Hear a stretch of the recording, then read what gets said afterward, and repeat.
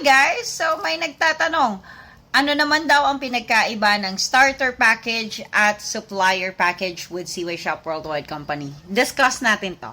For starter packages, ito yung mga nag-a-avail ng 1,500 or 3,500 negosyo package. Pwede na silang mag-dropship sa company.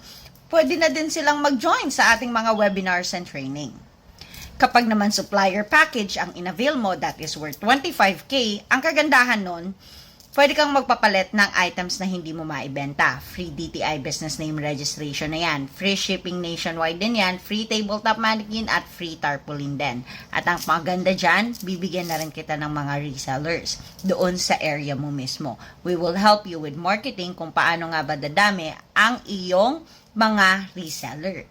At the same time, meron kang discount up to 5 to 10% discount at referral bonuses. Yun yung maganda kapag supplier or bodega partner ka ng CY as low as 25K.